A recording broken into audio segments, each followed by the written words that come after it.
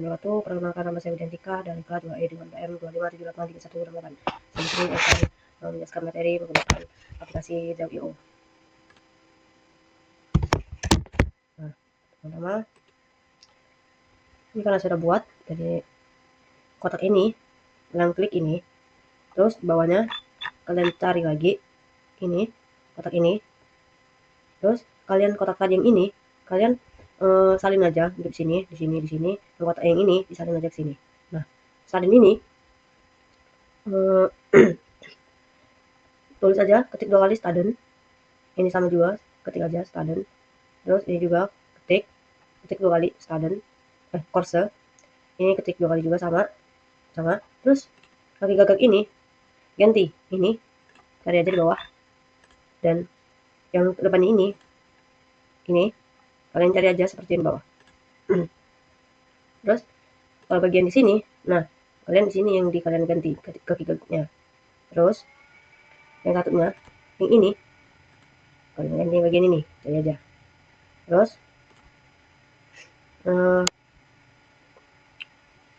relasi pendaftar mahasiswa, student dan course. Bagian atas masalah awalnya satu student bisa mengambil banyak course, atau satu course ini bisa diikuti oleh banyak student. Satu course ini bisa diikuti oleh semua student. Solusi, dibuat tabel perantara bernama, ini namanya tabel perantara, enrollment. Nah, 1.2M. Satu course ini memiliki banyak enrollment, 1.1M. Atribut enrollment ini ada berisi ID, student ID, course ID, dan bawah ini. Terus terdapat atribut tambahan seperti date enrolled ini ya, yang hanya masuk akal jika diletakkan di tabel pendaftaran ini. Nah, terus penugasannya dosen ini yang banyak relasi penugasan dosen, fakulti, dan course. Bagian bawah menunjukkan bagaimana dosen ditulis untuk mengajar mata kuliah. Masalah awal, satu fakulti ini dosen bisa mengajar banyak course ini. Dan satu course ini bisa diajar oleh beberapa dosen, misalnya tim teaching ini. Solusi dibuat tabel perantara. Solusi tabel perantara ini karena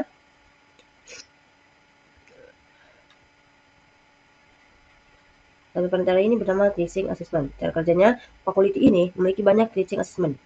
Satu course memiliki banyak teaching assessment. Atribut teaching assessment ini menyimpan fakulti ID dan course ID, dilengkapi dengan detail spesifik penugasan seperti semester dan room nomor ini ruangan. Simbol anotasi garis ini menunjukkan sisi 1 atau 1. Crowfoot-nya kaki kiri gagak ini namanya kaki gagak ya. Terus menunjukkan sisi money atau banyaknya. Pada pagar ini biasanya menandakan primer at key atau project key. Tanda bintang ini menandakan atribut tersebut bersifat wajib diisi atau mandatory. Oke, lanjut ke fact 2. Student, apa itu non-transferable relationship? Analisis kasus student dan exam result. Gambar tersebut menunjukkan hubungan antara entitas student atau mahasiswa dan exam result ini hasil ujiannya. Logika bisnisnya sebuah nilai ujian exam result ini secara eksklusif memiliki satu mahasiswa tertentu, makna simbol. Tanda di diamond ini keduanya berarti nilai tersebut tidak boleh dipindahkan ke mahasiswa lain. Contoh, jika mahasiswa A mendapatkan nilai 90, nilai tidak boleh dirubah atau dipindahkan ke nama yang lain. Oke. Struktur relasi one to many. Student dapat memiliki banyak exam. Misalnya nilai matematika, fisika, dan lain-lain yang ditunjukkan oleh simbol crow.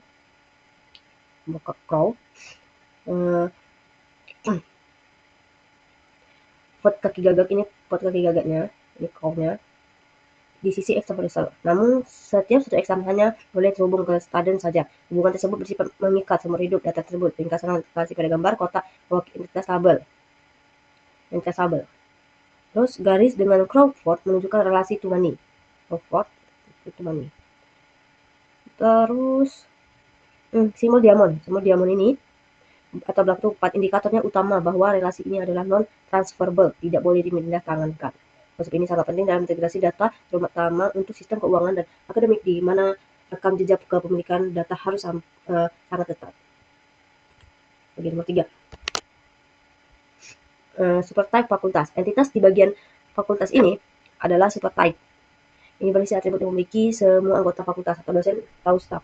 Terlepas dari status kerja mereka, ID, kunci utama primer key yang memiliki unik untuk setiap orang. Nama depan email, nah ini nama depan email, tanggal login. Terus jual subtipe full time dan part time, ini terdapat dua entitas subtipe. Mereka mewarisi semua atribut dari subtipe, namun memiliki atribut unik sendiri. Subtipe full time, dosen atau dosen tetap, memiliki atribut spesifik gaji bulanan dan program asuransinya. Ini data ini hanya akan diisi jika satu fakultas adalah purna waktu. Subtipe part time, dosen tidak tetap atau honorer, memiliki atribut spesifik upah per jam. Dosen part time ini tidak memiliki gaji tetap bulanan, melainkan dibayar berdasarkan jam kerjanya. Simbol dan garis segitiga atau pewaris, garis yang menghubungkan keduanya simbol. Dengan simbol segitiga menunjukkan huruf ISA, seorang dosen full time. Ini adalah seorang anggota fakultas. Garis putus-putus ini atau versus garis tegas. Garis tegas itu full time ini biasanya menunjukkan hubungan yang lebih dominan atau wajib dalam konteks tertentu. Garis putus-putus ini pada part time menunjukkan hubungan opsional atau anggota fakultas tidak harus selalu ada yang berstatus part time. Mengapa menggunakan model ini? Menghindari redundansi jika kita perlu menuliskan kolom nama depan di email kedua tabel full time dan part time. Fleksibilitas jika nanti ada tipe baru, misalnya magang, kita tinggal menambahkan subtipe baru tanpa mengubah struktur supertype yang sudah ada. 3. Integritas data. Atribut upah per jam tidak akan muncul secara tidak sengaja di data dosen full time. Nah, kita lanjut ke bagian 4. Bagian 4 ini kita akan membuat hubungan eksklusif atau bujur ARC. Ya, kita pakai yang tadi lagi, peneliti ini. Nah, kita pakai lagi.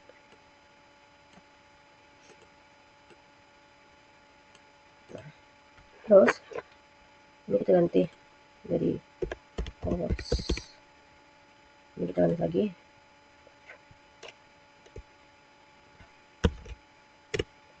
ID, bawahnya nama, bawahnya tanggal mulai. Oke, ini kita ganti lagi. Salah. Nah, ini kita ganti lagi. Catat location.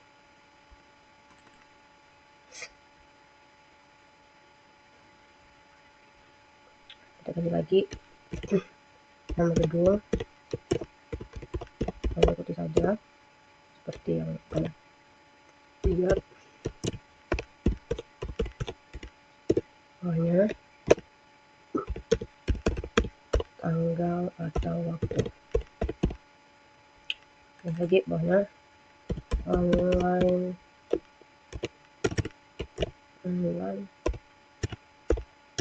bertanya.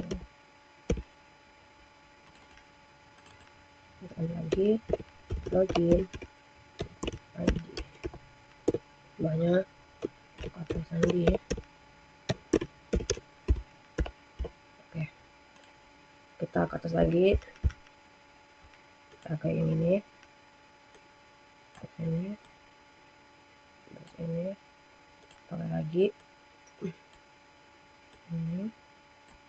Oke, tapi kalau ini mana ini sini, salah ini.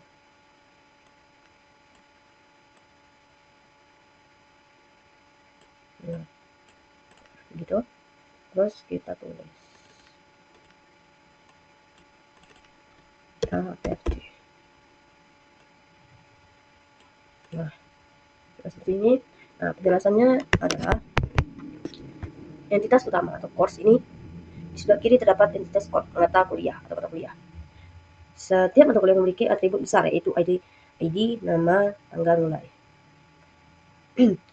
Pilihan rasi. the ARC mata kuliah tersebut ini dapat dilaksanakan dalam dua cara yang berbeda yang diwakili oleh dua entitas sebelah kanan dan sebelah kiri. Setted location. Setted location ini adalah lokasi ruangannya. Jika mata kuliah dilakukan secara tatap muka atau luring memiliki atribut seperti nama gedung, ruangan, tanggal atau waktu. Online details ini digunakan untuk mata kuliah dilakukan secara daring memiliki atribut seperti login, ID, kata sandi. Nah, melakukan garis mendukung ARC, garis merah. Ini harusnya ganti jadi warna merah. Garis merah ini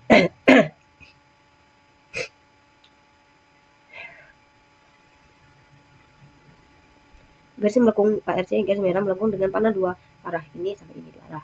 Yang tertulis ARC adalah poin penting. Simbol ini memperlakukan aturan bisnis OXR atau Exclusive OR. Sebuah course bisa memiliki lokasi fisik setiap setted ini, atau sebuah course bisa memiliki detail daring online details ini. Tetapi satu record course tidak boleh terhubung kedua sekaligus. Ini nggak bisa terhubung sama ini juga. Dia harus salah satu aja. Nah, contoh implementasi nyata. Bayangkan Anda sedang mengatur jadwal kuliah. Satu mata kuliah basis data diadakan di kampus. Gedung 2, ruangan 301. Maka datanya terhubung setted location. Ini sini. Mata kuliah bahasa Inggris diadakan via Zoom. Maka datanya terhubung ke KD ini sini. Sistem akan menolak jika mencoba masuk data bahwa mata kuliah basis data memiliki nomor ruangan fisik sekaligus link login. Ini nggak bisa. Ini kalau udah ini kalau udah ini ya ini aja. Kalau udah ini aja. Nggak bisa keduanya ini dipakai sama ini. Bisa. Mengapa menggunakan ARC? Modul ini membantu menjaga integritas data. Tanpa ARC ada risiko terjadinya kebingungan data. Dia kalau dia memakai dua ini, dia datanya akan bingung mau yang mana. Di mana sebuah kelas mencatat diadakan ruangan fisik, padahal sebenarnya ini ada kelas online atau sebaliknya. Nah, seperti itu. Lanjut ke nomor 5. Nah, nomor 5 ini kita akan membuat yang namanya hierarki multi entitas. Lanjut kita ke bagian tadi. Nah, ini nice. Enggak lama, kita salin aja, ambil sama aja. Persingkat waktu, kita salin aja. Nah, sudah seperti ini. Dan itu kita jangan lupa kita ganti.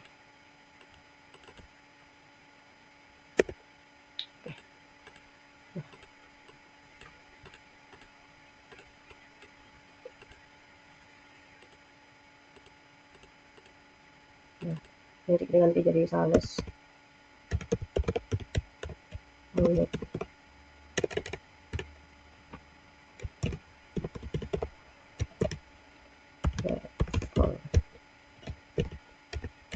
Satu. Dan juga sales unit level 2.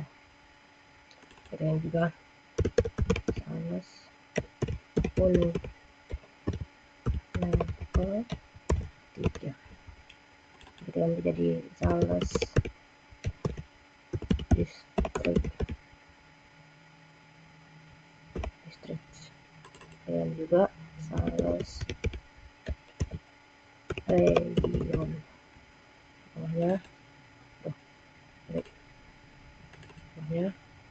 sales area. Oke, ini kita ganti jadi ID, bawahnya nama, bawahnya level, bawahnya description. Nah, mempersingkat waktu kita ini aja, kita salin aja. Nah, karena ini sama aja, jadi kita salin aja. Nah,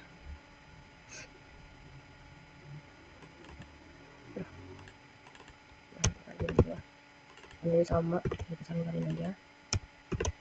Oke, nah seperti ini kita buat lagi. Nah, ini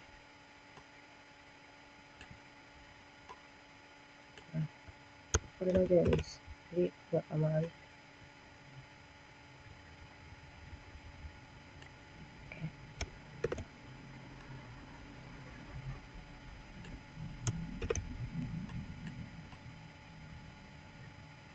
Nah, ini kita ganti lagi kaki gagaknya ini, kaki gagak seperti tadi, cari bawahnya, tapi ini seperti itu, seperti ini. Maaf, terbalik. Ini yang ini, terus yang ininya baru aku gagak ini. Nah, sama aja ganti juga.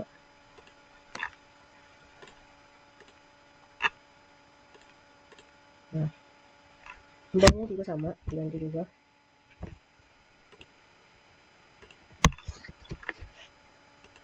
Oke, ini kita ganti juga menjadi ini, sama juga ganti dari segi gagak ini, terus yang ini kita ganti menjadi ini.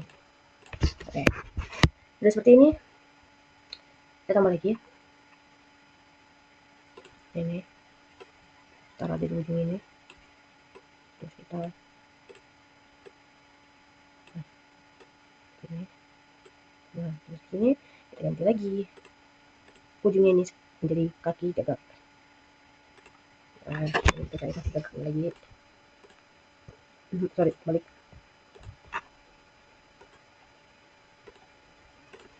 Nah, seperti ini. Tambahin ketupat lagi di tengah.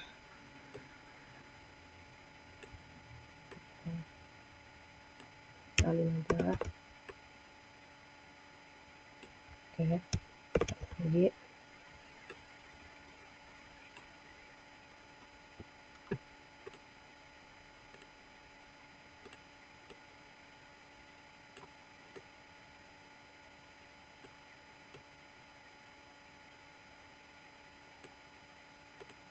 Nah, lagi.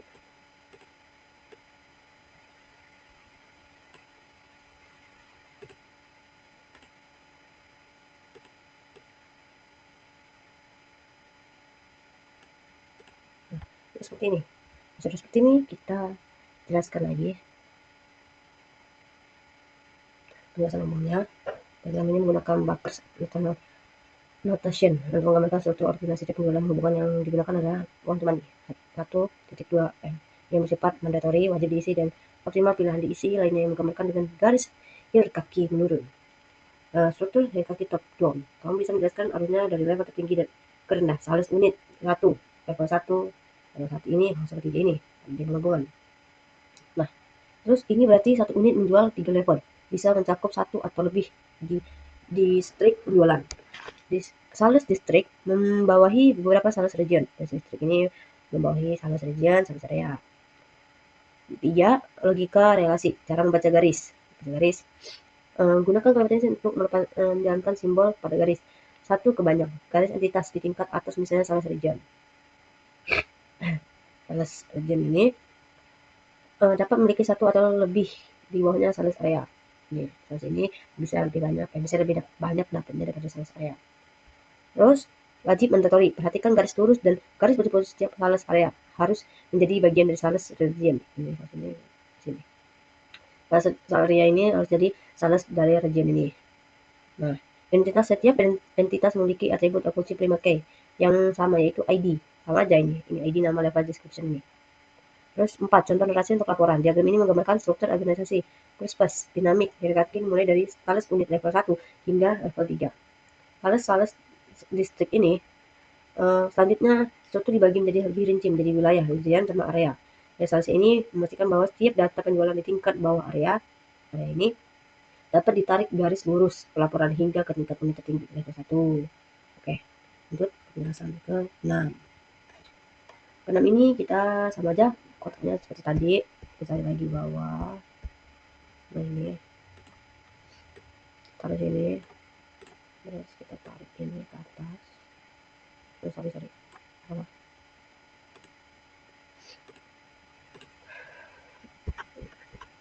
Sorry ini.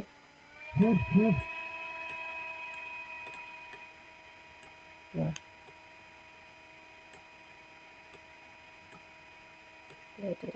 ke sini. Nah, kurang lebih seperti ini ya.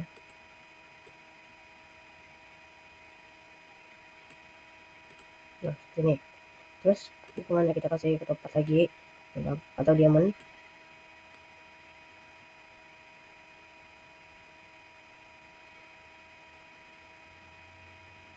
Nggak sejajar ya, jadi kalau dia sejajar kita sejajarin.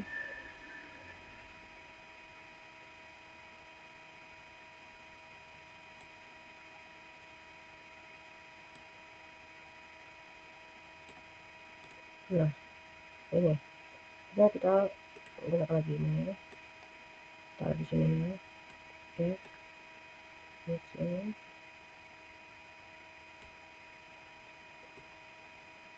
sesuaiin aja besar dan kecilnya. Nah, dari seperti ini kita tulis manajemen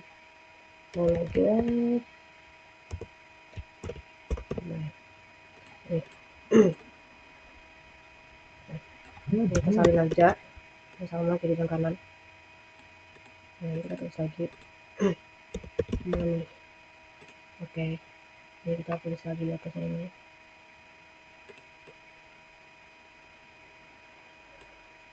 Oke,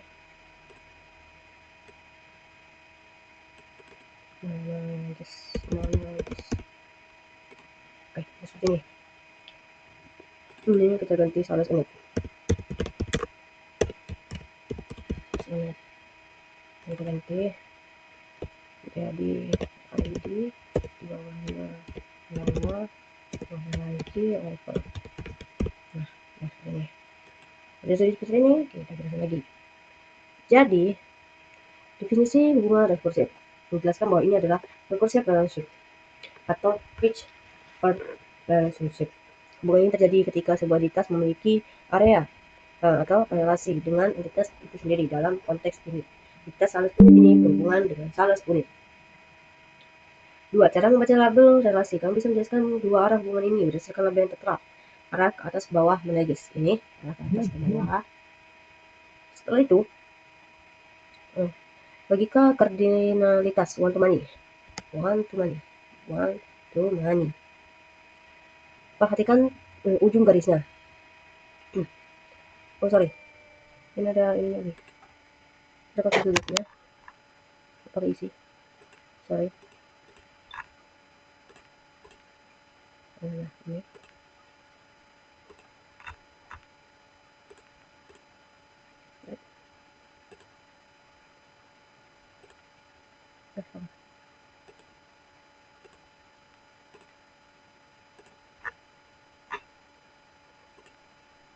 Nah, oke. Lagi gagapnya lupa diisi tadi. Terus garis tunggal one di sisi kiri ini bahwa menunjukkan seseorang jawaban hanya punya satu atasan langsung. Ujung garis bercabang money ini, garis ini. The course vote diisi karena menunjukkan bahwa satu atasan bisa membawahi banyak unit. Money ini bisa membawahi banyak unit. Terus opsionalitas, karena garisnya putus-putus berarti hubungan ini bersifat opsional. Tidak semua unit harus mengelola unit lain, misalnya unit level terendah, dan tidak semua unit harus dikelola oleh unit lain, misalnya unit pusat top level. Contoh narasi untuk laporan, latihan 6. Ini menggambarkan hierarki rekursif. Pada entitas sales unit dialih-alih membuat banyak entitas untuk setiap level. Kita menggunakan satu entitas yang mereferensikan dirinya sendiri. Hal ini lebih efisien karena struktur organisasi dapat berkembang tanpa batas level. Atribut ID berfungsi sebagai entitas unik, sementara hubungan manajemen by mungkin sistem mengetahui unit mana yang menjadi atasan dari unit tertentu dalam satu tabel yang sama. Nah, kita lanjut ke yang ketujuh.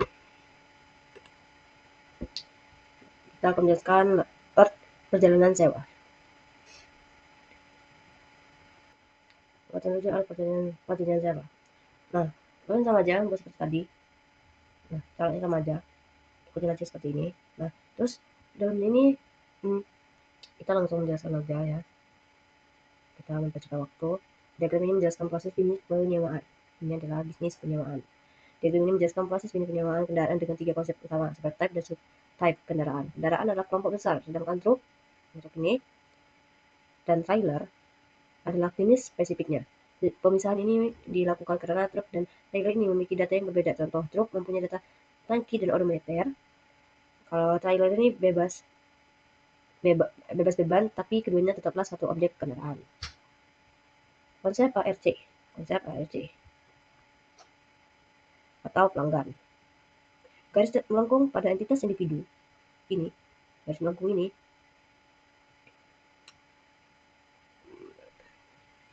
individu dalam perusahaan menunjukkan pilihan salah satu. Kalau ini.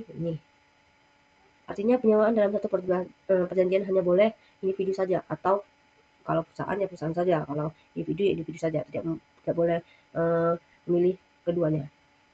Artinya penyewaan dalam sebuah perjanjian hanya boleh individu saja atau perusahaan, tidak bisa memilih keduanya. Kan? Lalu perjanjian sewa. Ini kendaraan.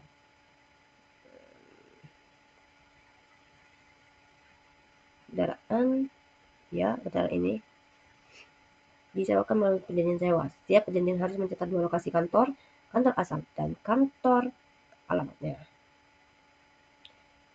atau kantor drop off. Ini kantor asal atau kantor drop off-nya. Satu perjanjian menghubungkan satu kendaraan dengan satu pihak penyewaan. Intinya, TERK ini adalah mengatur agar data kendaraan yang berbeda jenis dan data pelanggan yang berbeda kategori tetap bisa masuk ke dalam satu sistem transaksi sewa yang rapi. Nah, ini tugas PDF 3.2.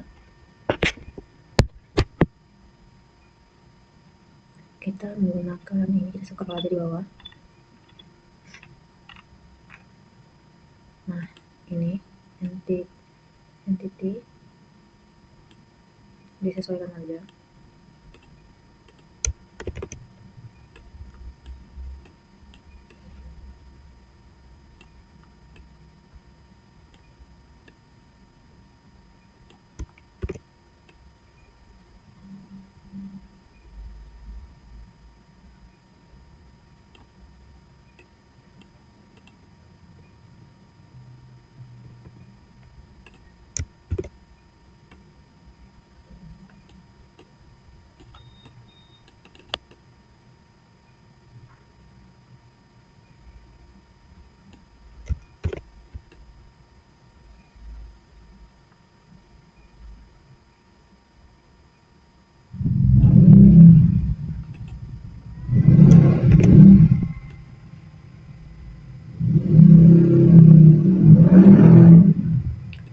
Kita ganti ini jadi MPL standar.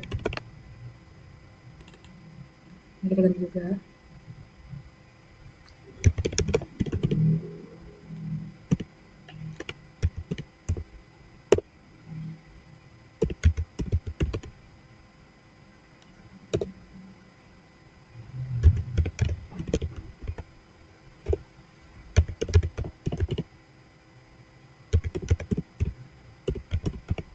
Sulitnya terus form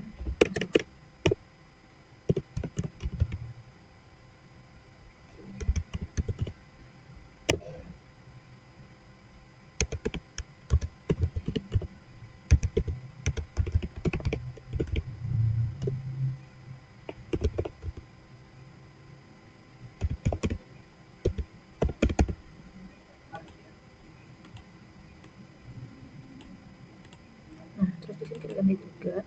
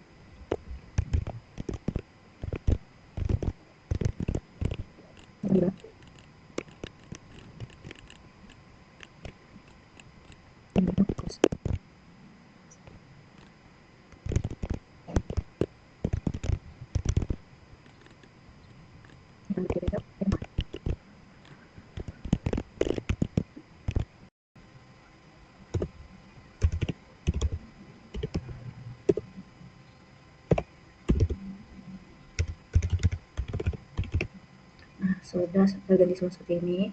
Udah kasih penunjuk-penunjuknya. Scroll lagi ke atas, klik ini, terus tarik ini sampai berwarna hijau. Nah, terus kita sesuaiin aja.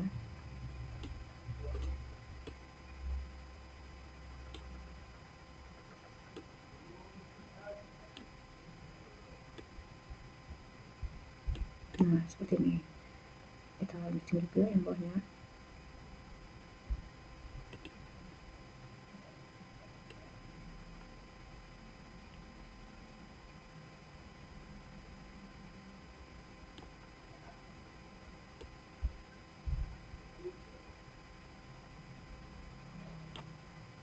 Kita sesuaiin juga.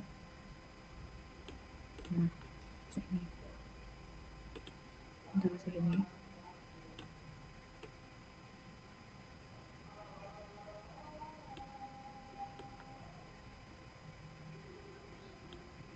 Nah, terus bawahnya boleh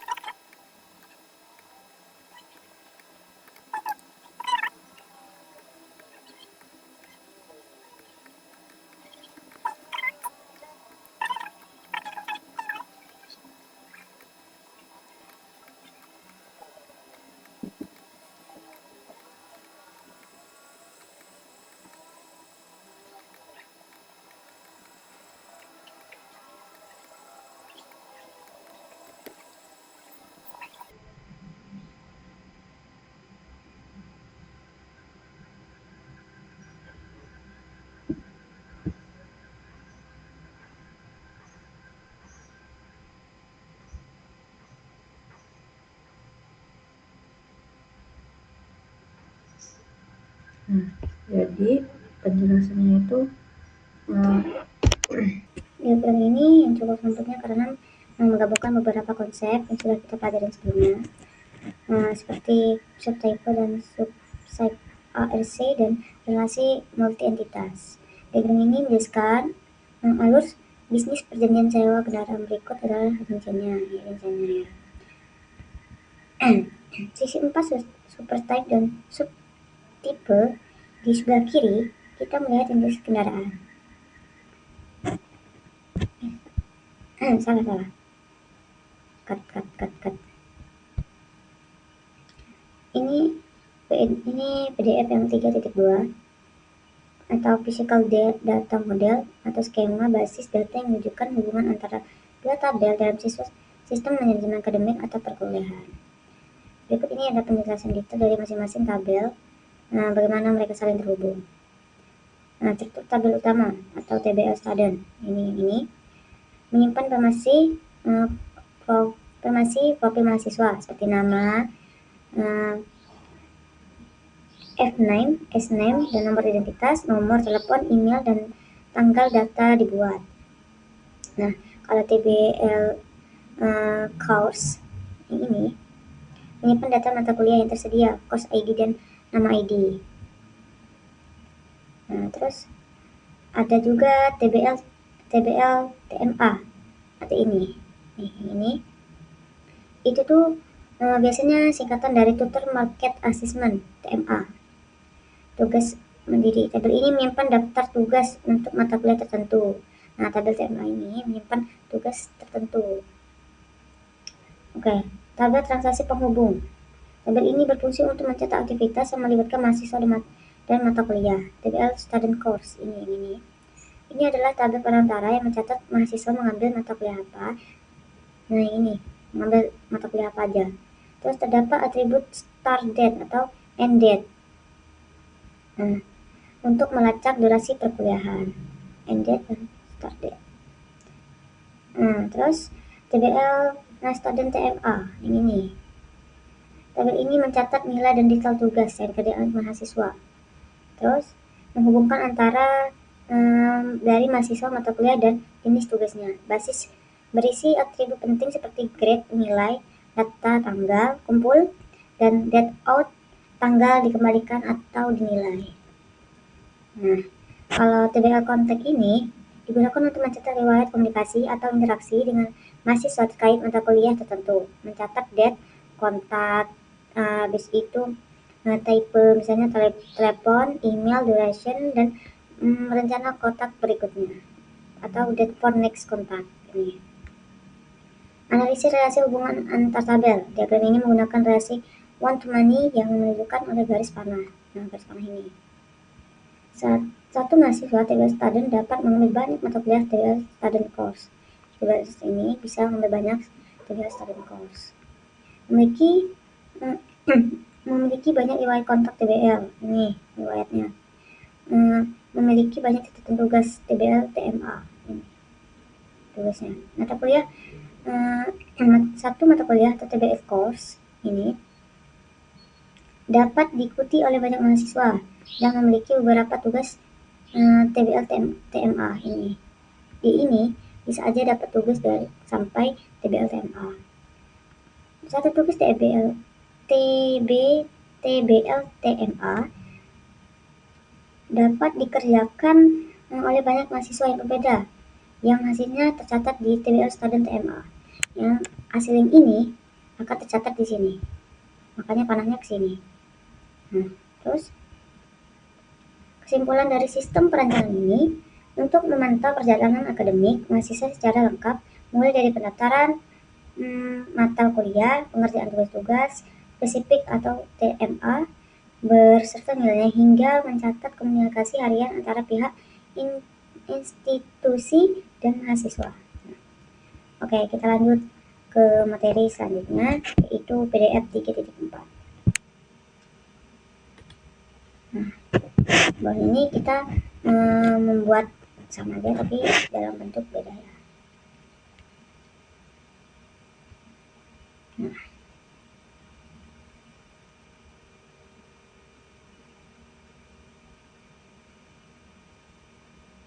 kita memakai kotak ini, kita skala di bawah lagi.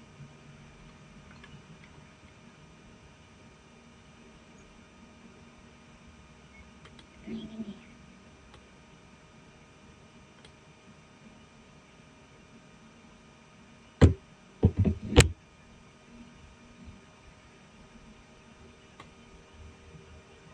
Sesuaikan saja.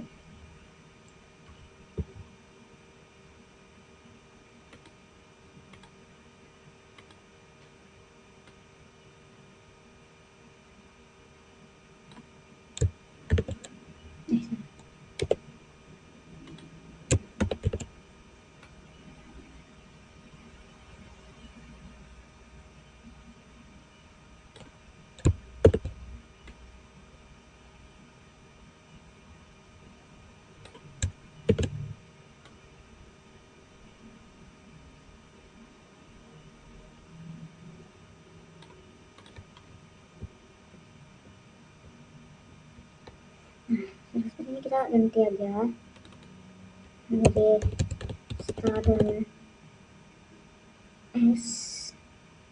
students. Terus ini kita ganti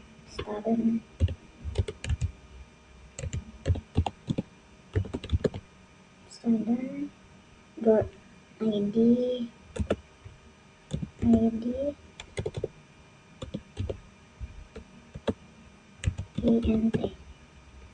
Kemudian kita ganti juga first name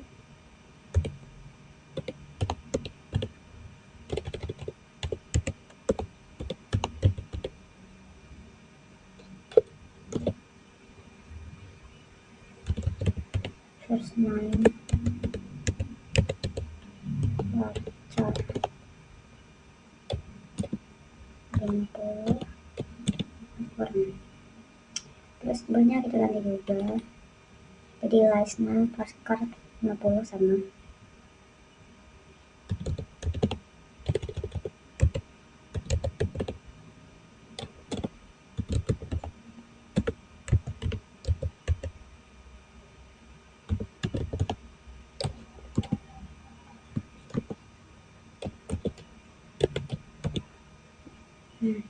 Ini kita ganti juga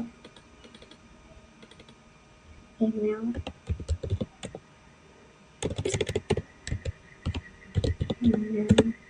postcard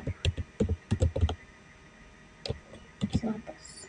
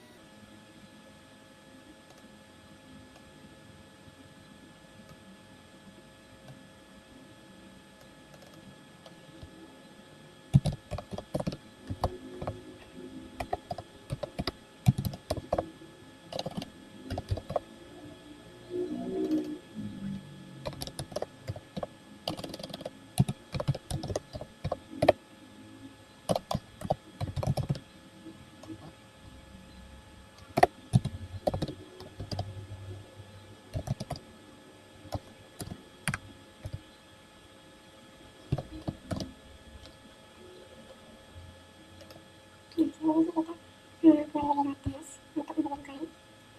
Kita pilih ini aja. Ini taruh ke sini. Terus kita taruh juga di sini. Nah, kita taruh sini juga. Selesai seperti ini. Kita kasih gagak kalian cari di sini di naung ini. Kita tambah seperti ini. Sudah jadi sebenarnya kita kan cat juga sebelahnya sama di naung juga lagi gagak seperti ini. Lakukan secara berulang-ulang berulang-ulang.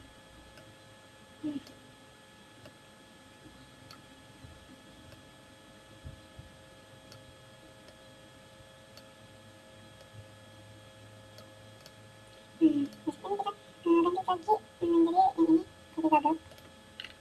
Ini kita ganti namanya seperti skor di bawah ini seperti ini. Masih di sini kita buat lagi bawahnya. Seperti ini ya. Kita buat lagi kaki gagaknya. Terus lagi kita ini skor bawah lagi bawah seperti ini. Seperti ini. Terus kita mau lagi membahas ini aja. Kita taruh sini.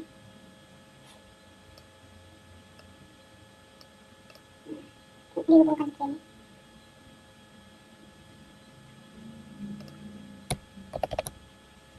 Seperti ini.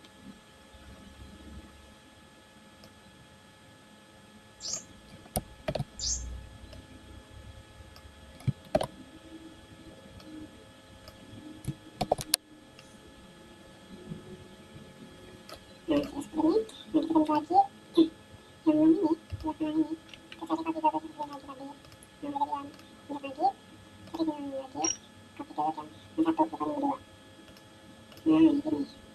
Lakukan itu secara berulang-ulang.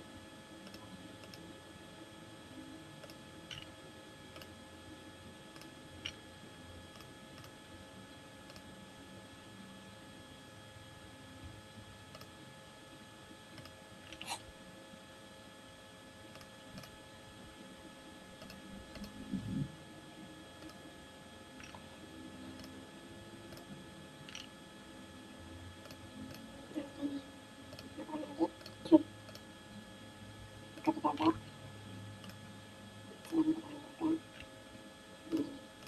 Seperti ini.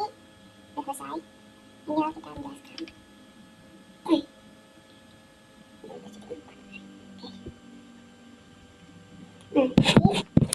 Bagian entitas stadium ini adalah pusat data pribadi. Di sini banyak disimpan informasi tentang siapa Anda. Ada ID mahasiswa.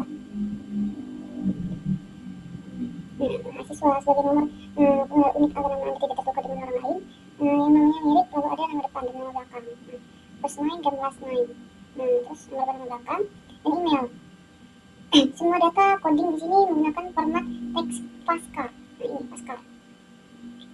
Kecuali ID yang menggunakan angka INT. Di bagian pelajaran courses ini adalah data menu perjalanan isi sangat sederhana, hanya ada di mata kuliah ID dan nama mata kuliahnya. ID dan nama mata kuliah. Misalnya matematika atau bahasa Inggris. Bagian ini tidak mencatat siapa yang mengambil pelajaran tersebut, hanya terdaftar pelajaran saja. Nggak tahu siapa yang mengambil, nggak tahu.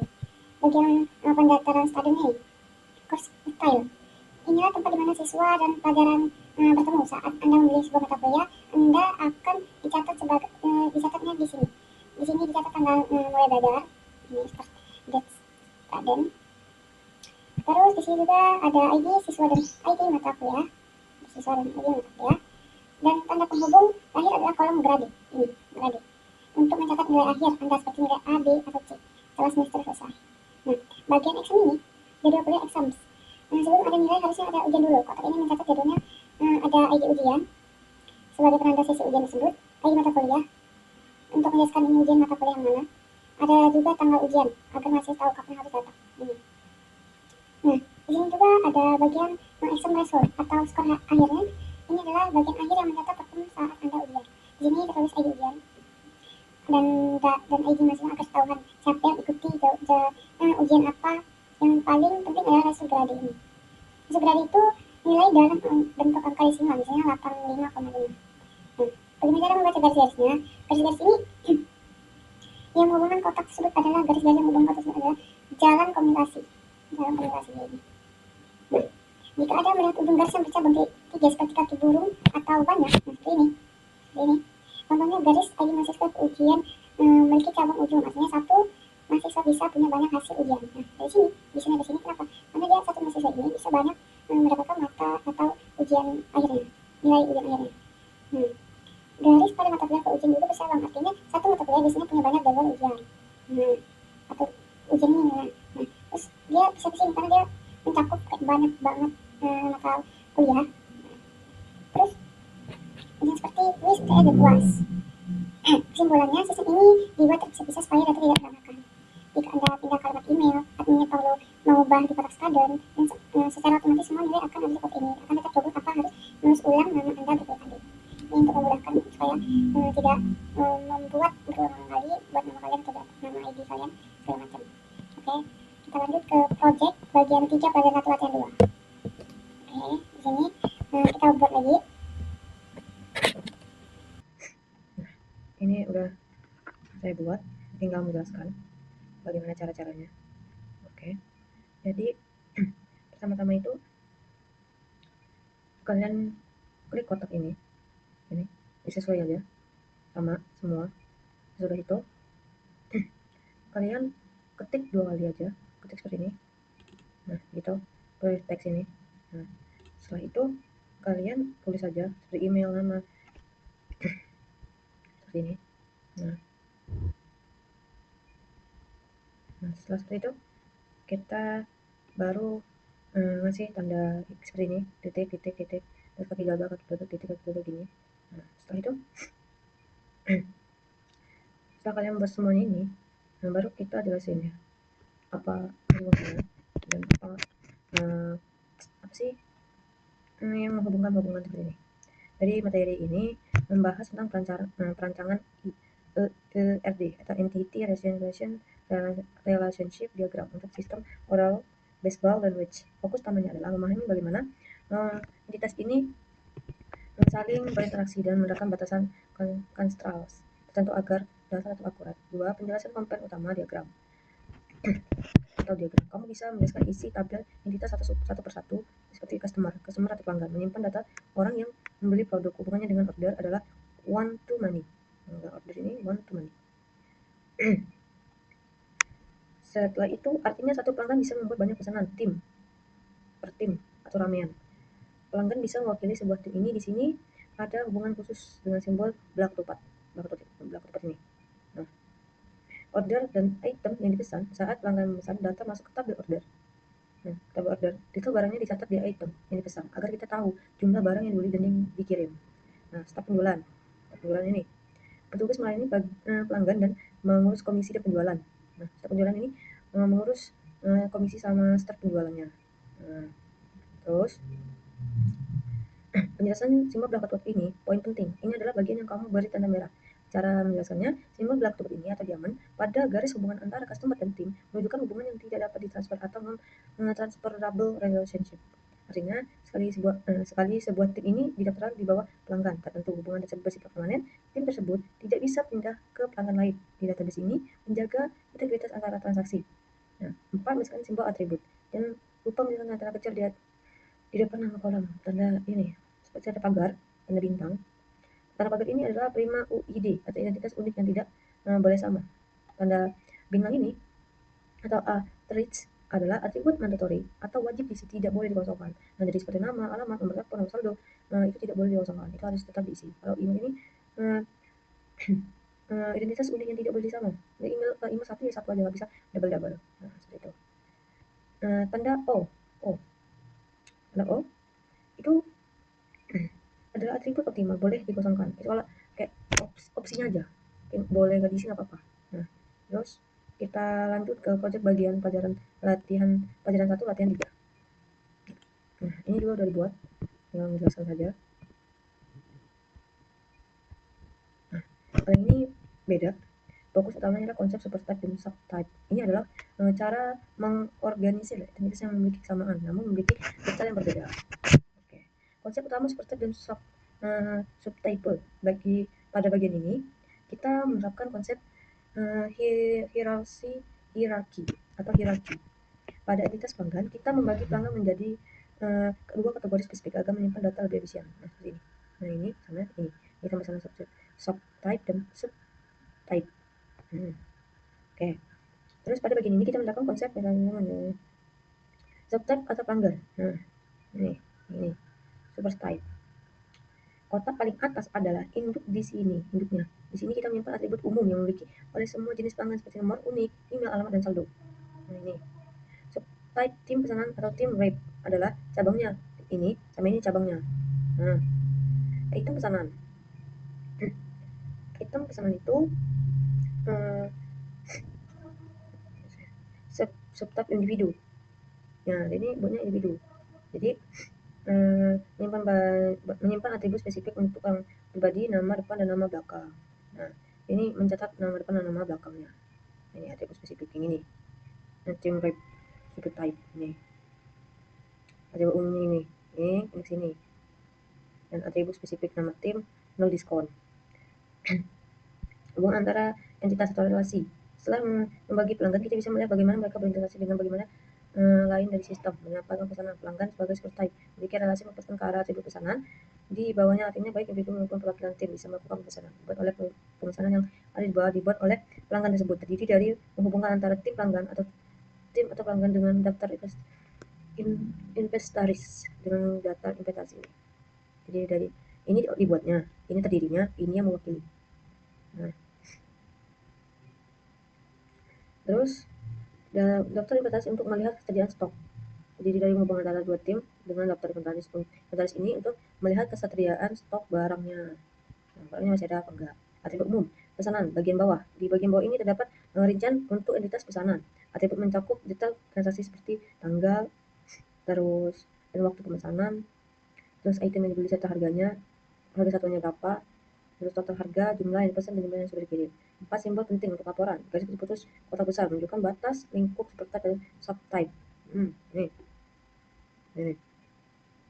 lingkupnya. Terus tanda seperti ini pagar ini atau primary UID, identitas unik, misalnya nomor pelanggan. Nah, pelanggan itu tanda seperti bintang itu mandatory, itu data yang wajib diisi, tidak boleh yang nggak diisi, harus diisi wajib. Tanda 0 itu opsional, data yang boleh dikosongkan, contohnya diskon, nggak apa-apa, dikosongkan nggak apa-apa. Nah, itu. Nah, sampai situ saja penjelasan dari saya akhiri. Wassalamualaikum warahmatullahi wabarakatuh.